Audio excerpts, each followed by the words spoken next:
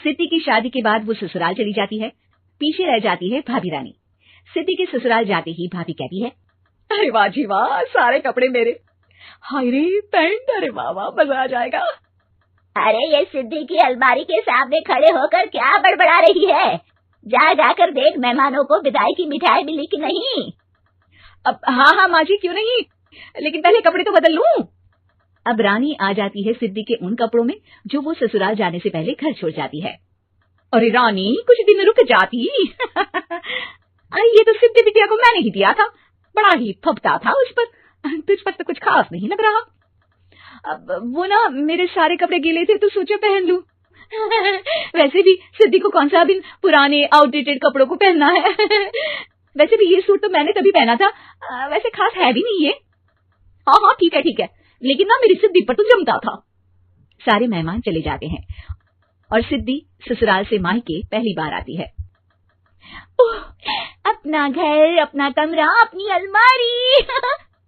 ये बोलकर जैसे ही सिद्धि अलमारी खोलती है तो सामने उसके कपड़ों की जगह कुछ और ही रखा होता है।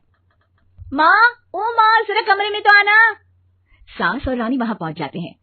रानी ने पहनी होती है सिद्धि की जींस और टी शर्ट। अरे भाभी, ये क्या?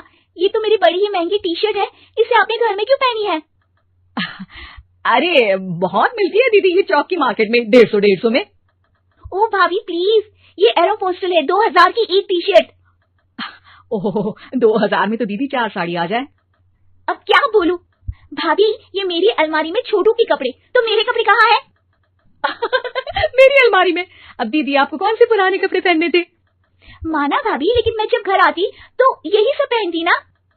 अरे तुम तो बड़ी कंजूस हो दीदी। खैर वक्त आता है जब सिद्धि ससुराल के लिए रवाना हो रही होती है। अरे रानी, अंदर से सिद्धि का गिफ्ट ले आ, लड़की पहली बार ससुराल से मायके आई है। रानी अंदर जाती है और एक सिंपल सी साड़ी लेकर बाहर आ जाती है। ये लीजिए माँ जी। सास बेटी को गिफ्ट देकर ससुराल भेजती है। अगले दिन रानी एक सुंदर सी साड़ी पहनकर सामने आती है। अरे रानी, ये तो वो साड़ी है जो मैंने सिद्धि को देने के लिए दी थी जब वो ससुराल ले जाती, लेकिन ये तूने कैसे पहन ली? अरे माँ जी, ये साड़ी तो मुझे बहुत पहले से ही पसंद थी, लेकिन चिंता ना करिए, मैंने सिद्धि के लिए भी अच्छी सी साड़ी दी है। हाँ। तभी सिद्धि का फोन आता है। क्या माँ, कुछ अच्छा तो दिया होता ससुराल ले जाने के लिए, अरे पहले दिखा दिया होता। ये चमकते हुए पैकेट में नौकरानी वाली साड़ी मत दिया करो माँ।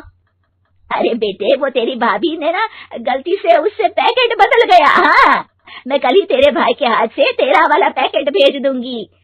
अरे रहने दो माँ, आई एम श्योर भाभी ने अभी वही साड़ी पहनी होगी जो तुमने मेरे लिए रखी थी, तुम तो समझ नहीं पाई उनको। खैर छोड़ो, मैं ज्यादा बोलती अच्छी नहीं लगती, रहने दो, आपको उन्हीं के साथ रहना है, फिर बात करेंगे। सास को रानी पर गुस्सा आ जाता है। वो उसके कमरे में जाती है जहाँ वो शादी का एल्बम देख रही होती है। रानी, मार्केट जाकर एक ऐसी ही साड़ी लेकर आ, कल प्रतीक जाकर सिद्धि के घर दे आएगा।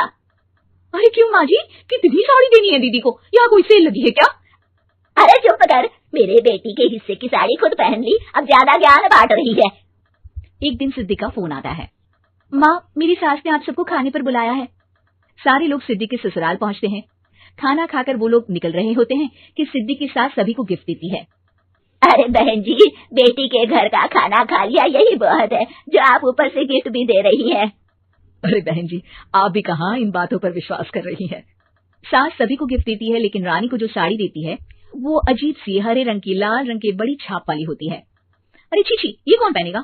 सासू माँ को तो जरी वाली इतनी सुंदर, और मेरे लिए ये नौकरानी वाली। अरे भाभी, दरअसल मैं जब भी घर आती थी आप वापसी में ऐसी ही साड़ी देती थी ना, तो माँ ने सोचा कि आपको आपकी पसंद की ही साड़ी क्यों ना दी जाए। बेचारी रानी, बोलती भी तो क्या। सिद्धि और सास रानी का चेहरा देखकर हंसने लगती है, तो रानी समझ जाती है कि अपने ही बिछाए जाल में वो फंस